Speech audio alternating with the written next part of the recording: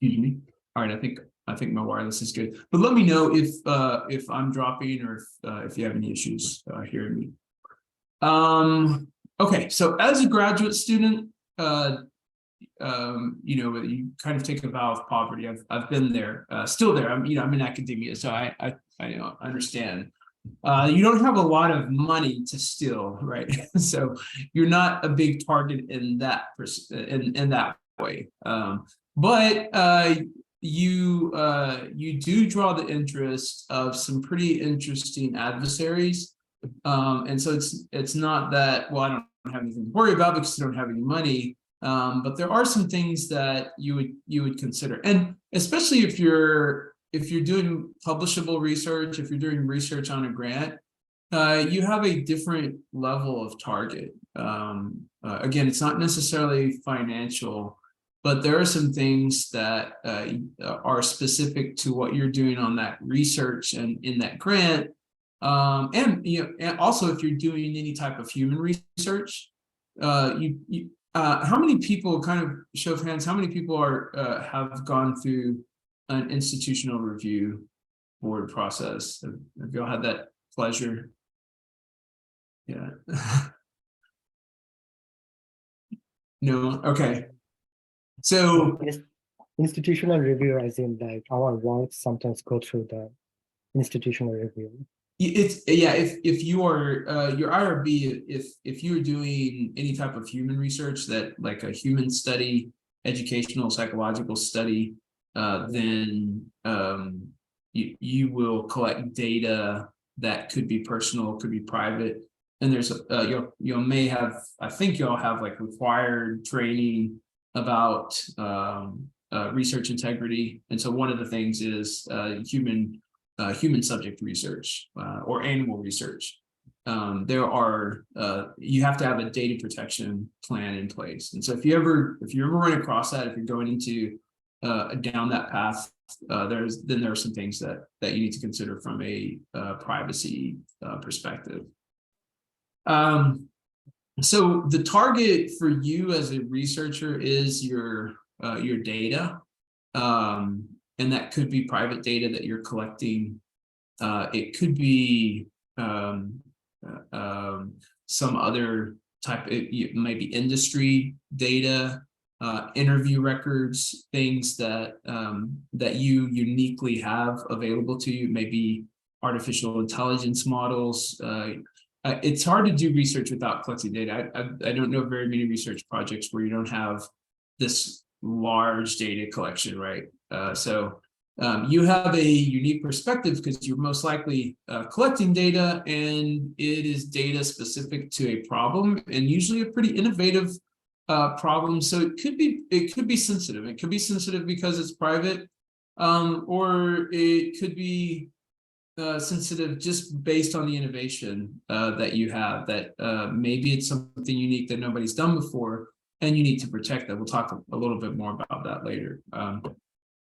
But that data typically needs some sort of protection. That data, you need to have integrity controls around it. You want to have a lot of trust in the data, because you're presenting the data, you are presenting the results of the data. You have, if you're publishing papers, that data is going to be the basis for your paper, and so you want to manage that data in a way that that you can ensure that it's secure. So that's one thing to consider. How many of you do some coding as part of your graduate work? Yeah. Hey, Dennis, good to see you, by the way. It's been a while. Anybody else? Anybody do coding? So we have to. Is okay, I've got the chat. Okay. Yeah. Okay. So we have a few. Good to see you, Seth. I think. Yeah, I think that's the computer science set. Good to see you. Yeah, so coding is unique as well. If you do any type of coding, then your code could be a target. And it could be that the way you use your code, the way you distribute your code, someone could use that against either yourself or the people that use the code. All of those things, your data, your code, those are part of, that's a large part of your work. And even though you're not, you don't have a lot of money, there's a lot of value there. And you could use that code and you could use that data down the road to be an invention that may be the basis of an invention, that may be some other type of intellectual property that you want to protect. Even if you open source the code, having protection of that code is important. There's a lot of attacks that you should be aware of when you're working with code. So that's another thing. And I'm trying to consider what assets do you as graduate students have, and that's what I think in terms of intellectual property. Those are the big things: your data and your code. I may be missing something, but that's typically what you're working with of value, very valuable to you as a in the graduate program. Could be very valuable to society. I mean, the hope is that it is very valuable to society. So that's an asset to protect.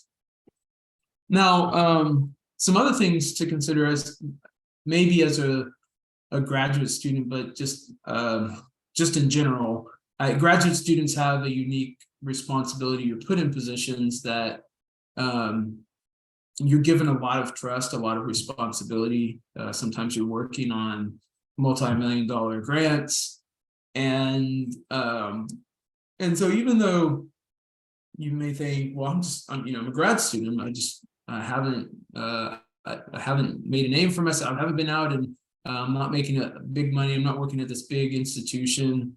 Why would they care about me? But universities are targets because that's where a lot of the innovation begins in society. So what you're working on as a graduate student could have a lot of impact. And so because of that, be aware of the additional value you have just as a person. So your social media account, that tells a lot about you.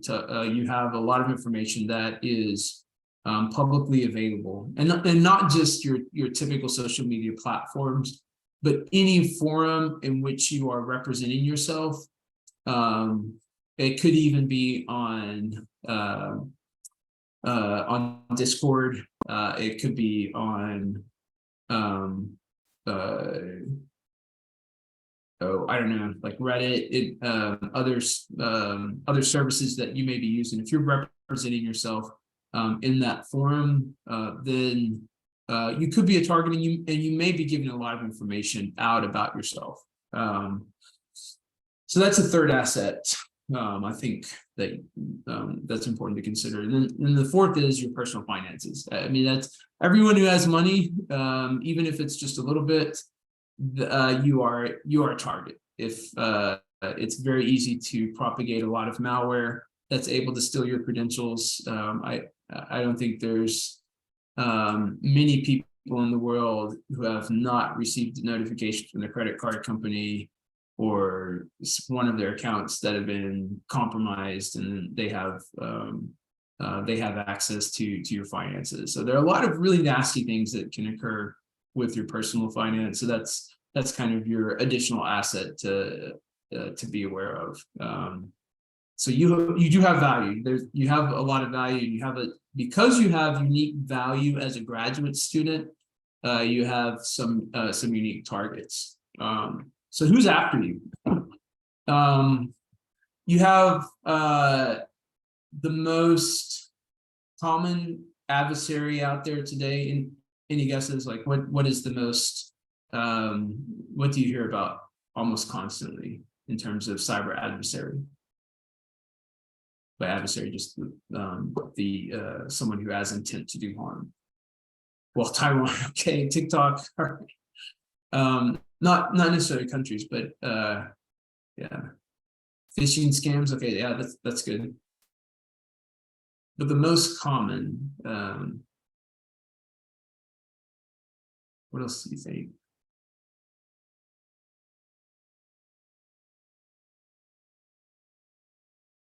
Oh yeah, Dennis, anybody who's been in class with me, I'm not very good at reading the chat. So yeah, critical systems you've been given access to. I forgot to include that. That's an asset you have. Your credentials that you may have access into systems as part of your research that you can be a conduit to. And that goes into the most common adversary. Social engineering, that's yeah, like with phishing scams. But in terms of like phishing scams for what? What's the most common form of harm that takes place out there for most people? Like trying to steal the personal data. Still password? Yeah, password identity theft. I mean, personal data. Oh, personal data. Yeah. Yeah. So nobody hit on it yet. All those are definitely very very prevalent. But ransomware is, I mean, that's the most common form of harm that occurs across the board. They typically target organizations, but individuals are not exempt either. And they will only target individuals in an attempt to get to organizations. So if you have an account and you have a ransomware adversary who is able to gain access to your credentials, they may use your credentials. They're not going to get on your personal computer, encrypt all of your computer and send a message to say, hey, we've encrypted everything, you owe us I don't know, like two Bitcoin's pretty high, but you typically won't get that. What they'll do is they'll see who are you and who has deeper pockets that you're associated with, right? And the usually as a grad student, the deep pockets behind you is the university. They're going to, if they compromise your account, they're going to use access to your account to compromise the university, because if they can send a ransom request to a university or school system, you see this a lot more. It's very common in universities. You see this a lot more in secondary school systems. I mean, if you just watch the news, it's just about every day some new school district has fallen as a victim of ransomware. And they do that because there's a lot of money in the education system. It may not feel like it, right? But it's one of our biggest institutions in society and one of the least protected. I mean, we spend so little resources protecting a lot of the systems in education. And so ransomware for us as a university is the highest risk and has been for the last 10 years. So how that affects you is you are a conduit into whatever systems you have. That is, you are the target to get to those systems. And then what do? They could damage systems such as just encrypting and sending the ransomware message, but that's less common. The really scary ransomware messages, the ones that get school districts and universities to pay up into the hundreds of thousands, if not millions, is the stolen personal data. And this can take place over a series of months, where if they gain access to your account, they're going to use that account to monitor you. They may send emails from your account to others very quietly, and not to raise too much attention. But to be able to spread to as many systems as possible, get as much information as possible about the organization. Very sensitive information, such as, let's say, like student data, staff, faculty data that's personal, private, maybe even like embarrassing information. If they can find some of that information, kind of like of the WikiLeaks genre, then they can package all of that up, and then when they are ready, they will send the message to say, we have all this information and we are going to sell it on the black market for whatever amount, and unless you pay us this amount of money. And that raises a lot more attention. If it's just encrypted files, a lot of times you can recover from that, especially a university, your school system. Systems fail all the time, so that's not that big of a deal. We can recover from that, and if we lost some files, okay. But if we lose very sensitive data, data that's critical to us as an institution, and your research data. I mean, think about your research results. If you lose all that data, if you lose your code, think about how much that impacts your ability to perform these functions for an agency or your funder. So the value rises pretty significantly with those type of attacks. And that's why you see institutions will pay enormous amounts of money to have that data, to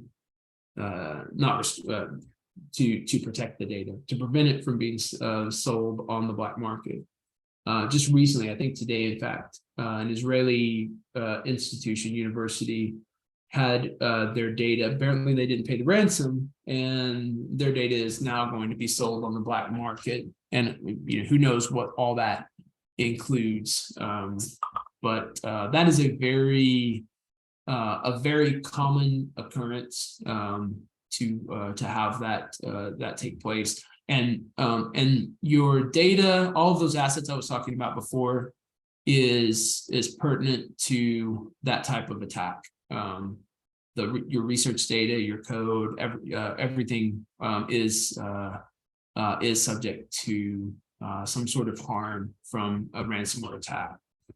You mentioned phishing attacks. Those are only getting better. I remember the day when phishing attacks used to be incredibly easy to spot. You could see spelling errors, maybe grammatical errors, very clear. They didn't know the real language to communicate in, maybe didn't know the way if the typical email is going to flow into an organization's account.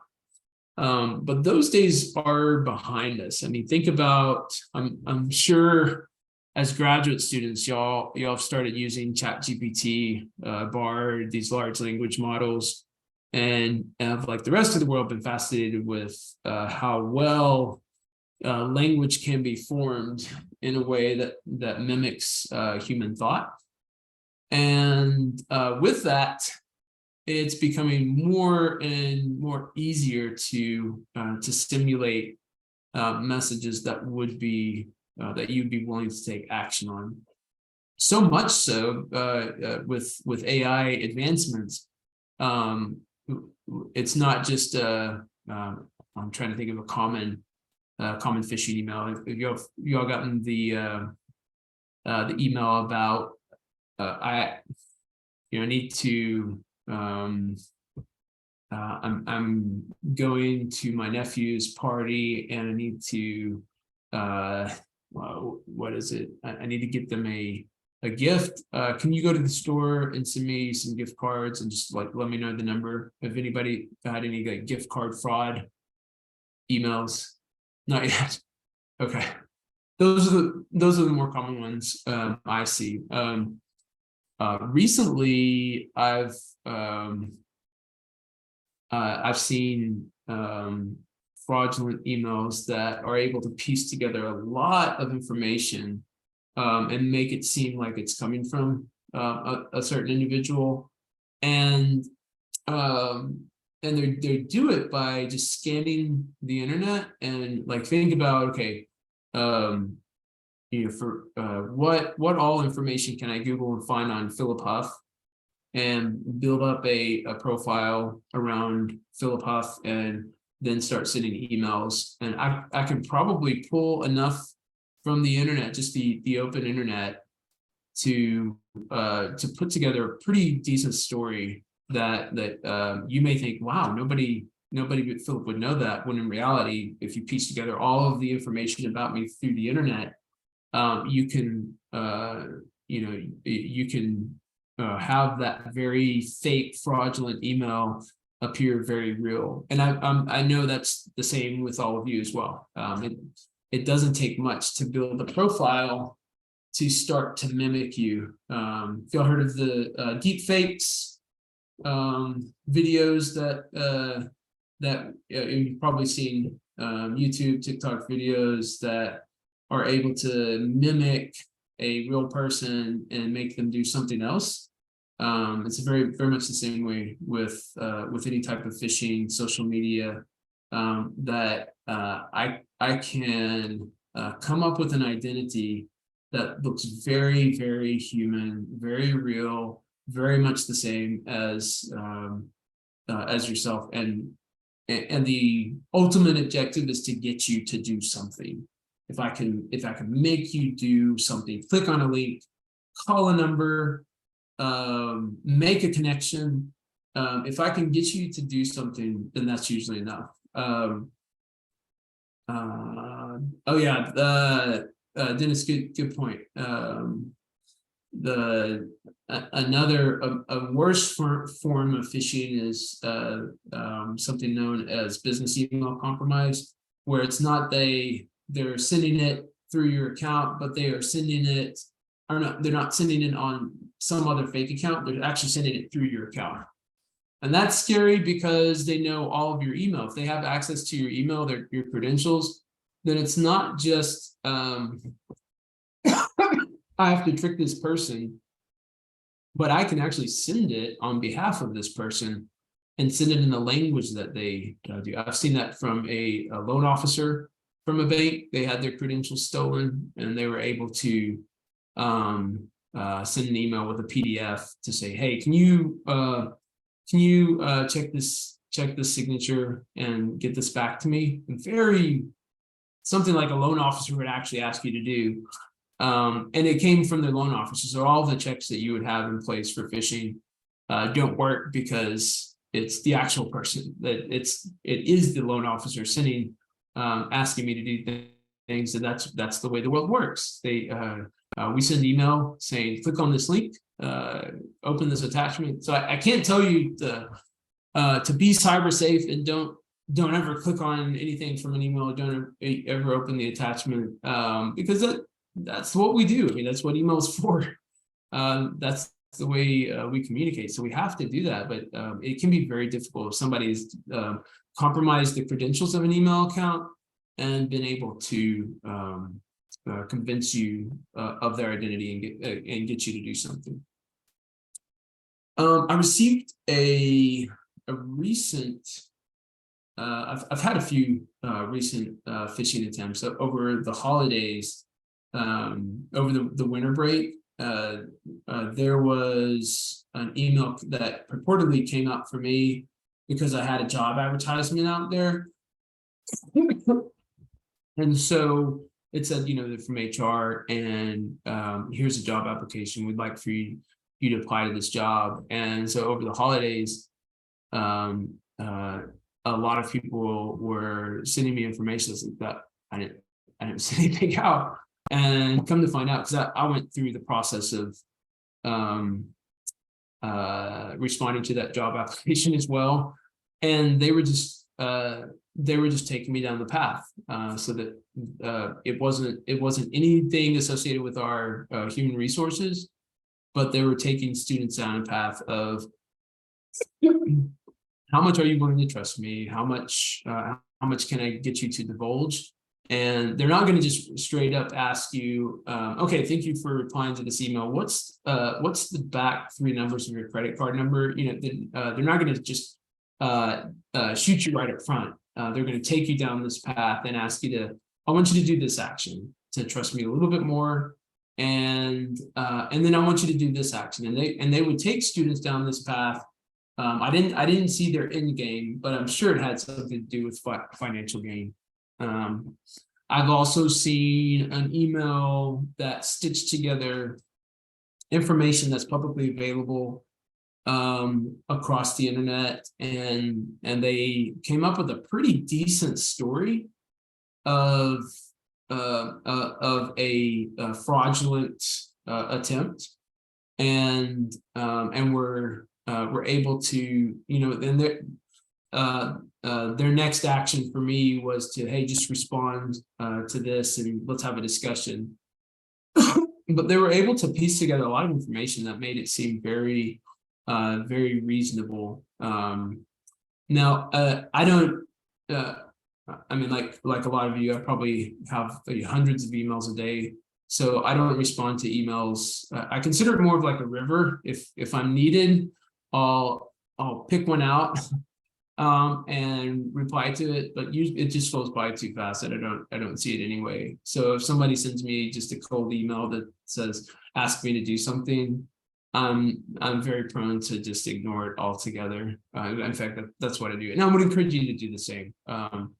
If someone's asking you to do something, even if it's your bank, Netflix, whatever, your whatever account, if they're asking you to do something associated with an account that you have no understanding of why they would be asking that, just don't do it. And if you want, you can follow up and say, is this really you? Which they'll say, yes, it is really me. But I mean, if you're non-responsive to an email, the world works around that. They said, okay, they didn't respond to my email. That's not a shocker. Or they didn't click on this link.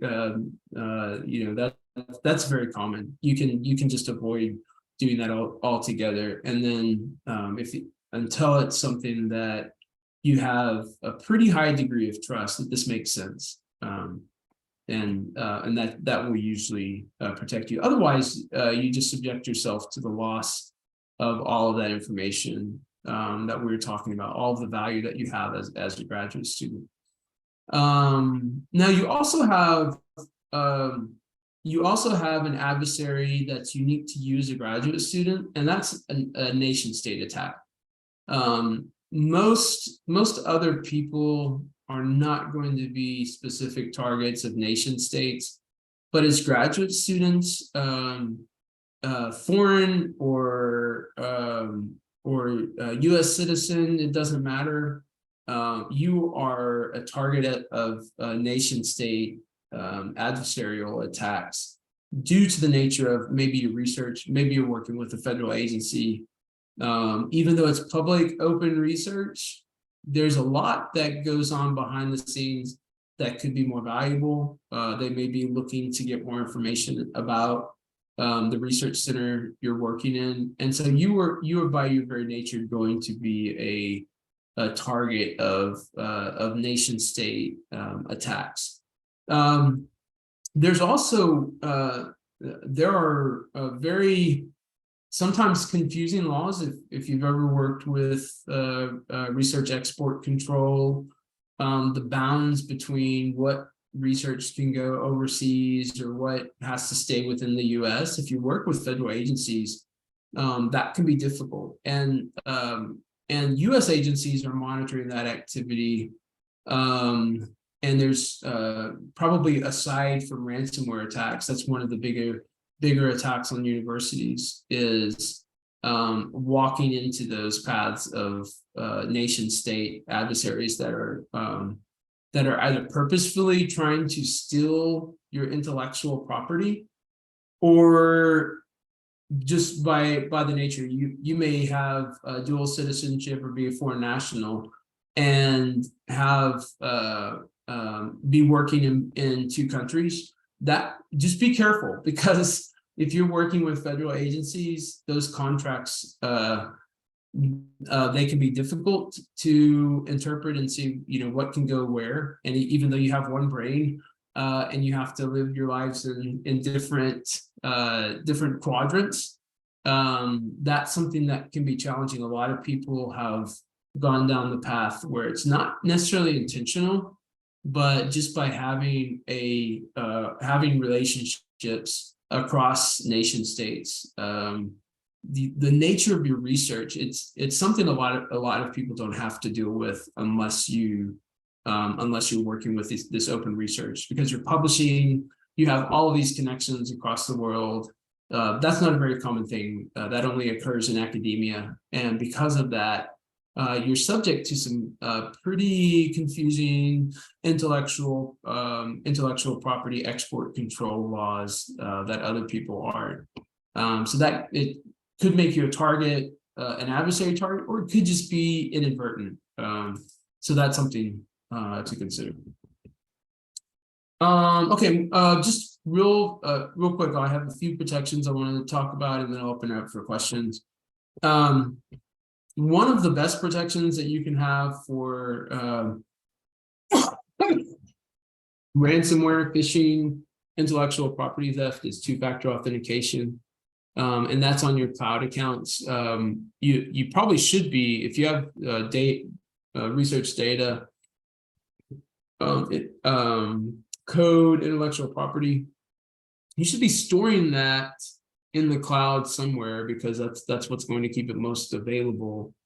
I don't know how many of you all have had code that you forgot to push to GitHub or whatever, and then you lose like 6 months of work. I've had that happen with students because they're saving it locally. Local storage is not reliable, and very small things can just destroy a lot of research. Like if you're writing, use like an overleaf platform. Paper piles, another good one to kind of keep track of all of your data, your references. Google Docs, Office 365, something that keeps your research, your data, your work in a place that's centralized and resilient. That offers a tremendous amount of protection, but make sure to put that two-factor on as well. So that way, if someone steals your password or is able to get you to log in fraudulently, they won't have full access to your research environment, to your systems, because that second factor is going to be constantly changing. Now, there are some ways around that, but even still, if you have that second factor, that one-time password, then that's usually sufficient. You use strong passwords, that's less important, but I mean, having a good password manager. I've recently moved from LastPass to OnePass, or what is it? Gotta find it. Something, I see it every day. 1Password, yeah. Just because I don't know if you saw the news of Password Safe. Their security has been slowly degrading over time, and you can see just the lack of investment in security, and that's pretty much everything. Like all of my passwords are in that vault, and so I wanted to make sure I have a really secure vault. So I've recently moved over, but you shouldn't be choosing passwords. You should have random passwords selected for you. That'll keep whatever accounts you use. And I know in research, you're probably all over the place using all different services. People will give you a lot of free services because you are doing research. So that's good to include. I'm missing. Let me run through a few of these protections. I'll back up on some of these questions. Cloud storage, reputable websites. Make sure that be a very boring internet user and avoid websites that are that you just don't know what they are. Lots of pop-ups, lots of activity. Just make sure you know where you're going, because a lot of theft happens just by chancing across that.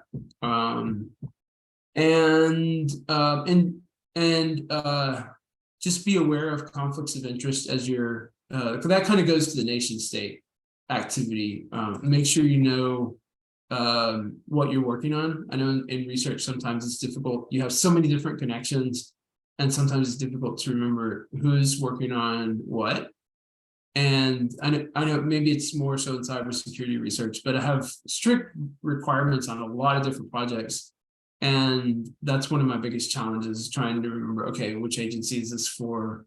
I can't share this information with this agency. So you have to wear a lot of hats and say, okay, if I'm doing a side gig over here, then I just need to be aware that I'm doing research for maybe the maybe NSF, NSA, Department of Defense, but I have the side gig because I need the money to live.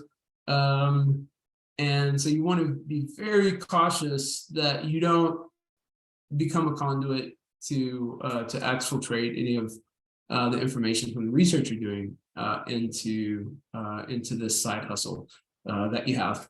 Then that's just something unique as a grad student to be aware of. Comes down to protecting the cyber assets that you have.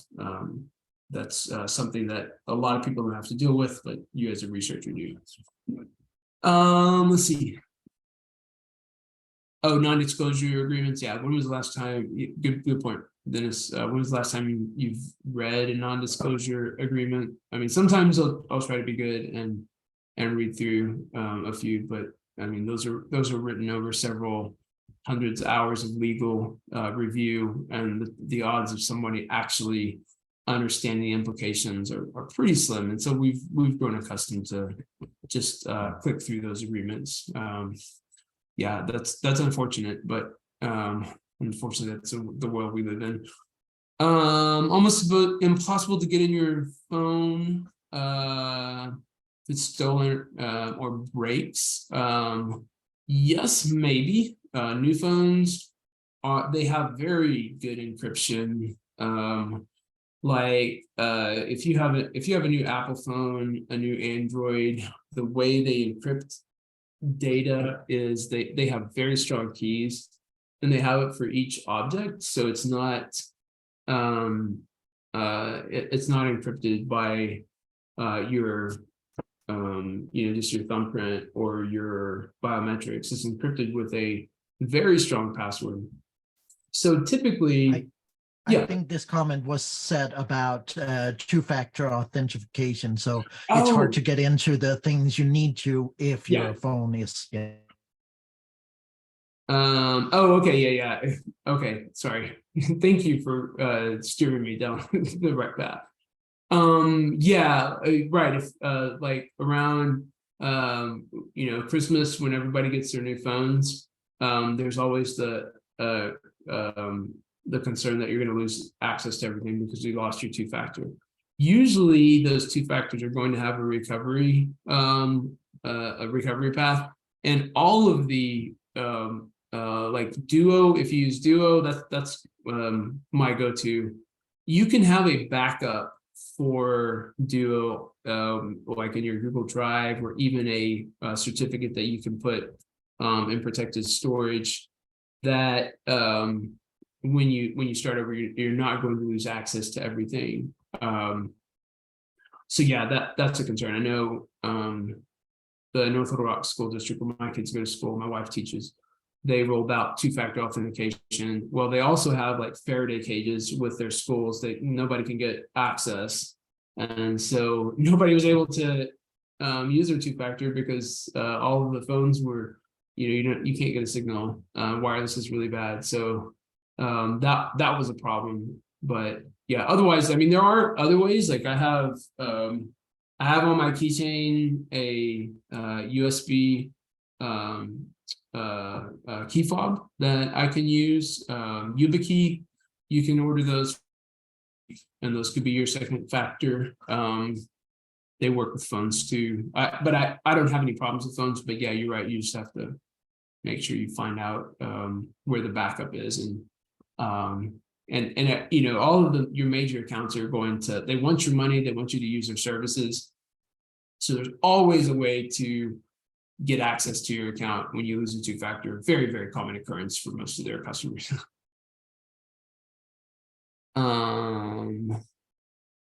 Yeah, good point, Seth. Any questions that y'all have? I'll kind of pause. That's what I wanted to talk about.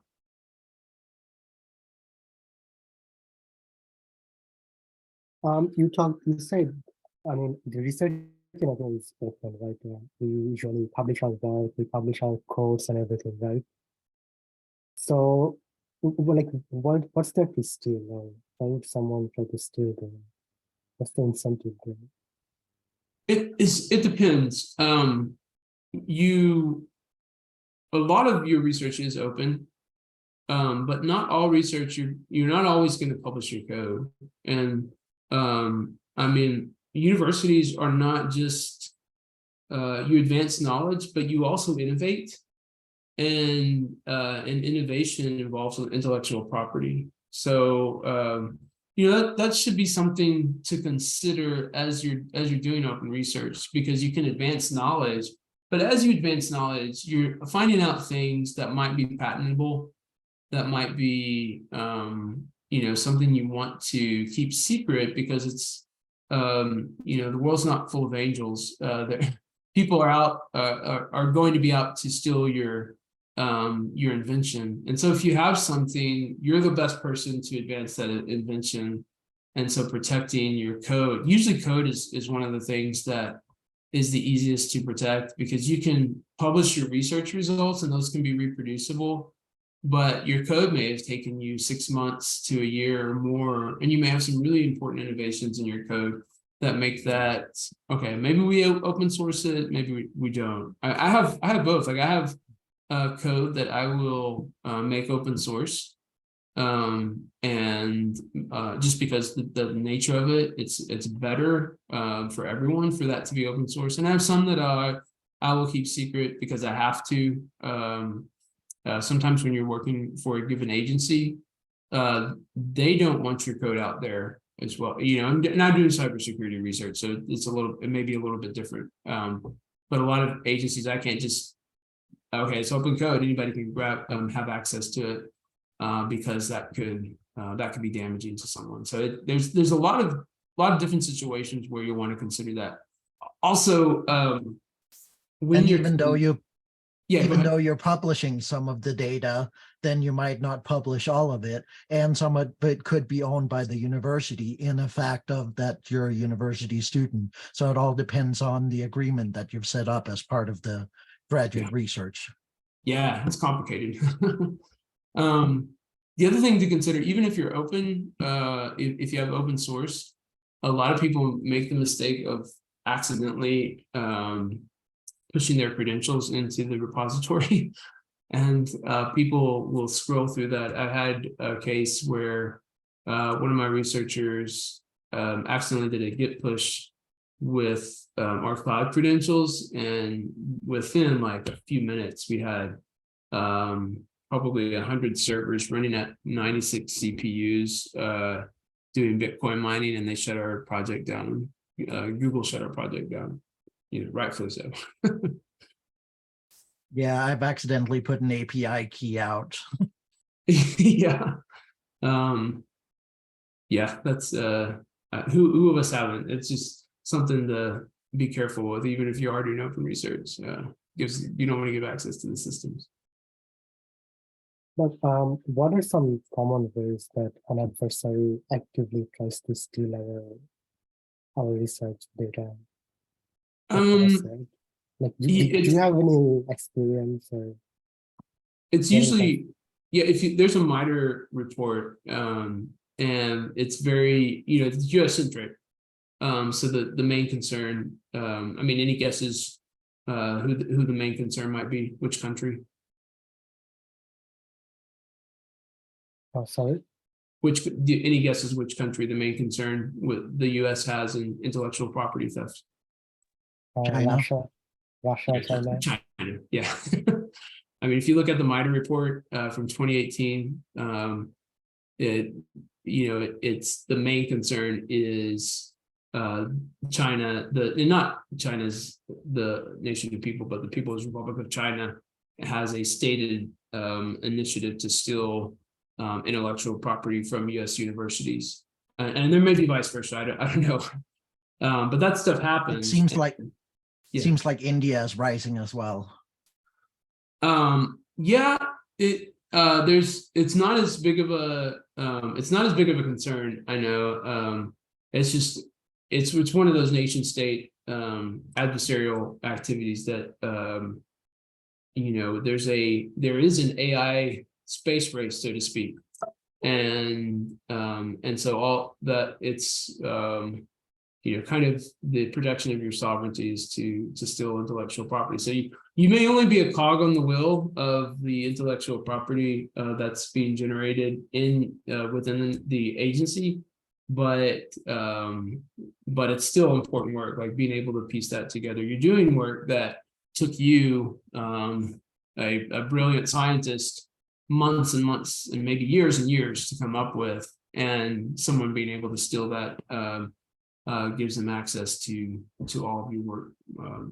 It gives a shortcut. Yeah. Any other questions? I have a question. Yeah. Do you know anything about the spy balloons that have been hovering over the US? Oh, yeah.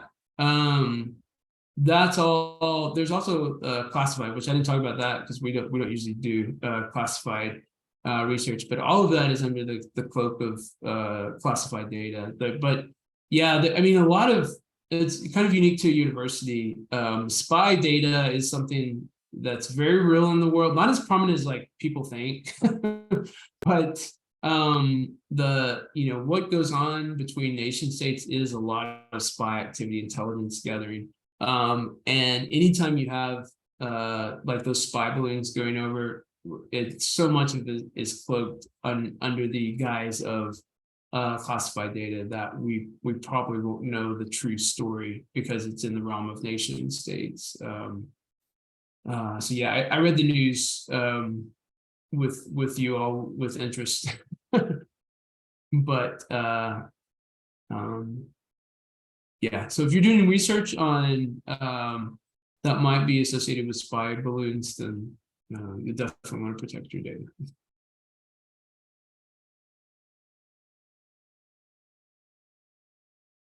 So just to mentally summarize up, so some of the practical things we can do to protect our data is number one, be aware. Number two, use password generation and use two-factor authentication. Did I miss anything, or is there anything else you want to add of like things we can do to protect ourselves and our data? Yeah, cloud systems. Make sure you use cloud systems for resilience. So just availability of your data. You don't want to. It's very common for graduate students to lose painfully months and months of research.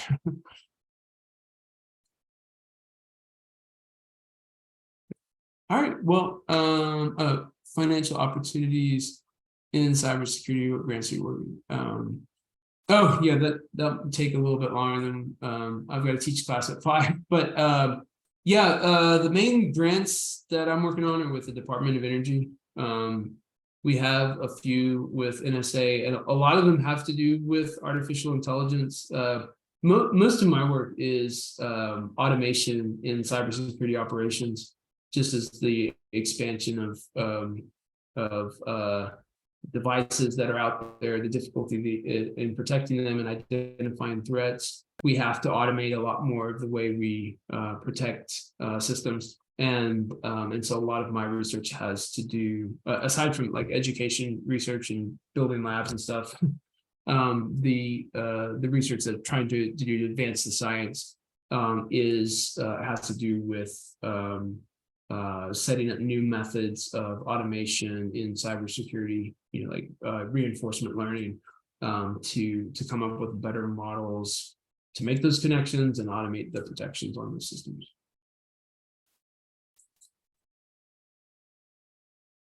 Thanks.